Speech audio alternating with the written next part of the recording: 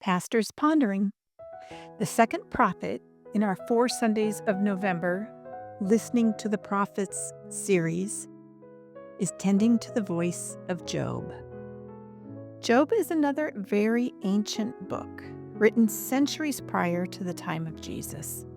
You may be familiar with colloquial sayings like, "Oh, so-and-so has the patience of Job," or perhaps from the famed musical work entitled The Messiah, you're familiar with the phrase, "I know that my Redeemer lives," a quote from Job.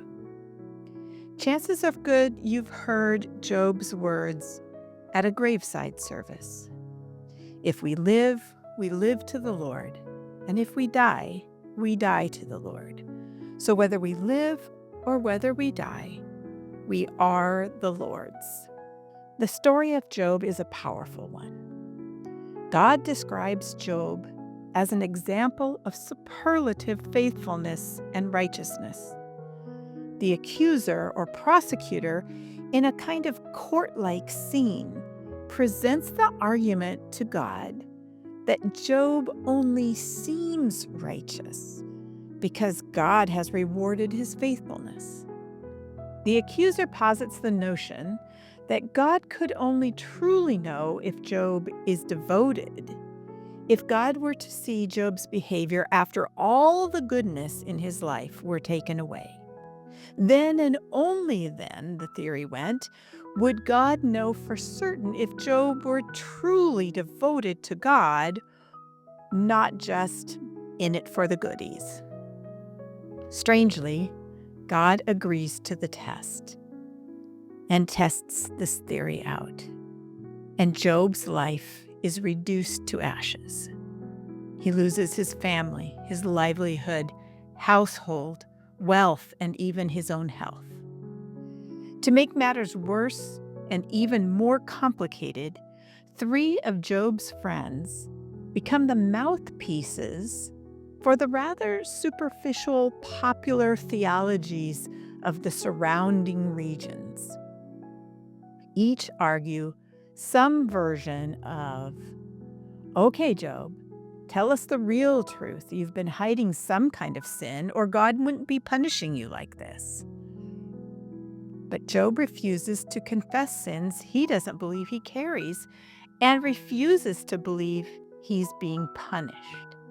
He also refuses to stop relating to God, even if all it is shaking his fist at God and crying out for an explanation, for justice, for treatment consistent with the choices that he's made in his life.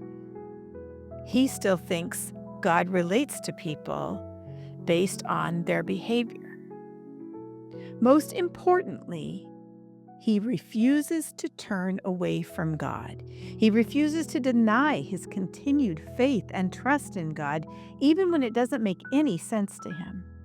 He refuses to see God as capricious or vindictive, and he relentlessly demands God vindicate him, that God answer him, that God repair his reputation and restore his value in the eyes of God for his family and friends. One doesn't have to have suffered in all the ways that Job did to find a place of empathy and connection to Job's rage, his heartache, and his unswerving desire to set the record straight.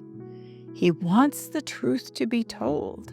And the story is troubling in that it never gives us an answer to why Job is exposed to this suffering, or even an answer of why there is suffering in general.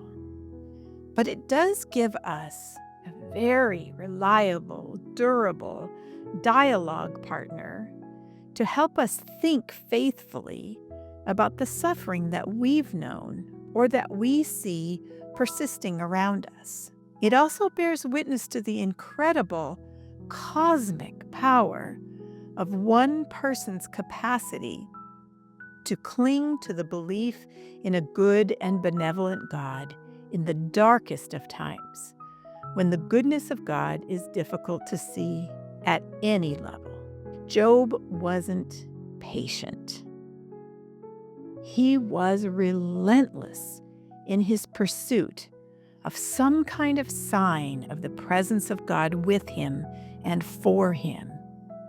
And he models for us what it means to ignore unhelpful images of God, even when they come through the voices of friends who lack spiritual maturity and wisdom, and instead to cling to God and God's redemptive promises, no matter what the circumstances might be.